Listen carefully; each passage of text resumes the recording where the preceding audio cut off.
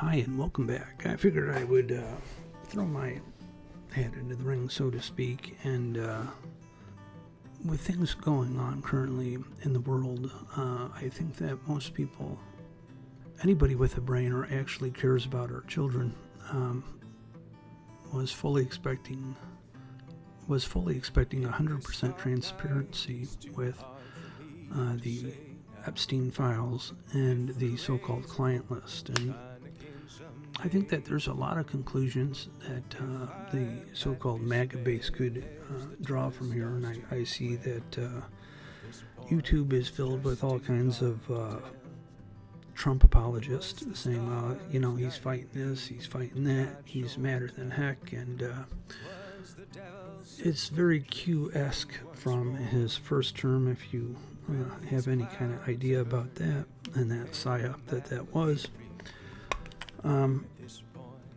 I've heard people say that they're not,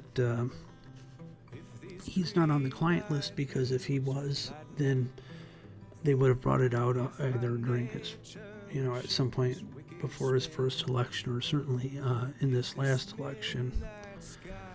And I think that's probably a valid way to think about it, but I think when you take a look at some of the kind of anti-base stuff, so to speak, that he's done, where he's just kind of backstabbed the people who voted for him, perhaps, just perhaps, he's actually on the client list, and the power of that list and the stuff that can be exposed by it may have been enough to get him to do things that we can't understand, or betray the base, or all these different things, to keep that secret hidden. But I'm willing to give the man the benefit of the doubt and say this isn't so. But with that benefit of the doubt, I kind of felt led to get on here and give a warning to Christian supporters of Trump. And that is at the very base of this, right? We're talking about CSAM stuff, the most horrible things that could be done to children being done, and it's being swept under the rug. There's no accountability. I don't care whether or not Epstein killed himself. I'm just glad he's dead. He's burning in hell, as he should.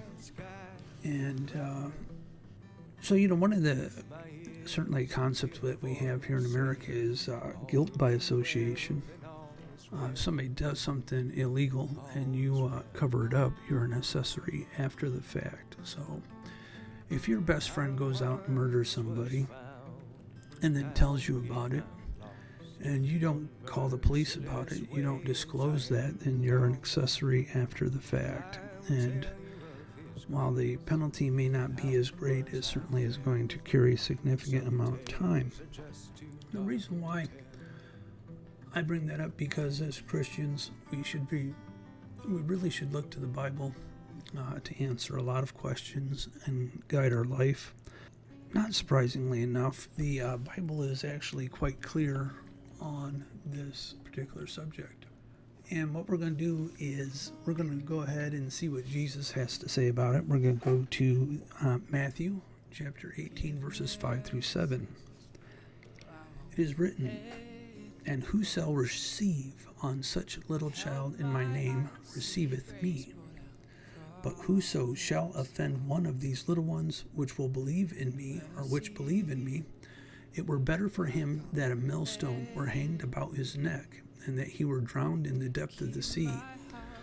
Woe unto the world because of offenses, for it must needs be that offenses come, but woe to that man by whom the offense cometh." We're going to go to Matthew now, a chapter later. Jesus speaking about the children again. This is Matthew chapter 19, verses 13 through 15.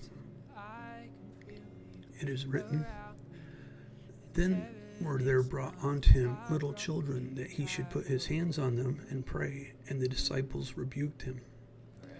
But Jesus said, "Suffer little children and forbid them not to come unto me, for of such is the kingdom of heaven." And he laid his hands on them and departed thence.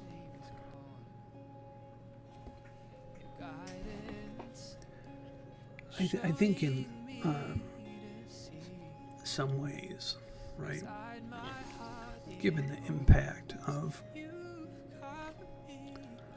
these horrific events happening to children, that in some way they may feel that they're not good enough to approach God. Frankly, they feel like trash. And it will take years and years and years of therapy, if they get it, to be able to live a semi-normal life. And so in many ways, while perhaps not being a primary actor in it, the idea that this government would just start to cover it up and say, "Go away, there's no more questions here, there's nothing to ask about, go away, this thing is over with, there's nothing going to come of it, there's nothing more we're going to share," that it continues the cycle of abuse that these children went through. And so, by doing so, by association, by continuing the cover-up, we have participation. I want to go back to Mathew chapter 18, verses 5 through 7, specifically verse 6. In some versions, because I primarily read out of the King James Version. Let me pick one here. I'm looking at Bible Gateway while I'm talking to you because it's easier to read. I'm not a big fan of the other ones, but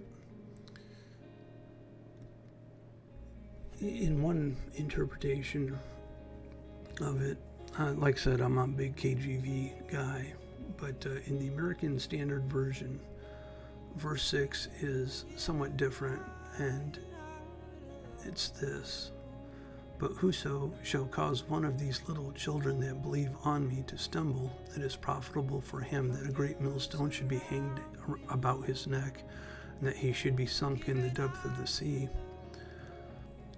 Loosely, it's a like kind, perhaps updated version of Matthew chapter 18, verse 6.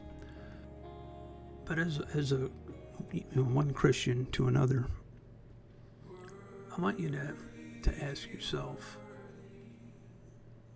two questions. One, does the original acts that Jeffrey Epstein was involved with cause the children to stumble? The second question I want you to ask yourself is, does the continuing cover-up and inability to get justice from the government, from the public, from their neighbors, also continue to make them stumble? And I guess I'll give you a bonus question here. Given the totality of the verses that I've read to you, and what I believe is the correct answer to my questions, should you continue to support Donald Trump and his administration? For me, the answer is absolutely not. In no way, shape, or form. Now, if he comes clean and they put everything out, we have to forgive, have to let it go, and let God sort it out. In the meantime, to stand idly by and look for special Q codes if that thing is still around or not, or to listen to the Trump apologist talking about 4D chest and he's really mad, this, that, and the other, and support him until we have full disclosure. I just don't believe it can be done. I don't care how mad he is behind the scenes. If he's not doing anything out front, and getting these people justice as they absolutely deserve, then he's an accessory after the fact. I don't care who the country is that he worked for or may have worked for, or what other people overseas in other countries that frankly when push comes to shove, doesn't give a rat's behind for us, and we don't give a rat's behind for them, is mad. I just don't. One time in the not-so-distant past, a soldier would go to war for God and country. And kind of that belief, that mission statement is trying to put things in order. And that is, first and foremost, we serve God. That's who we have our allegiance to primarily. And then this so-called great country of America, which isn't so great anymore. So I hope, I pray, Lord, if you happen to be watching the video up there in heaven, or see my posting of it, or I know I posted this thing, but I pray for Donald Trump and his administration that they do the right thing, and that these children get the justice that they so richly deserved.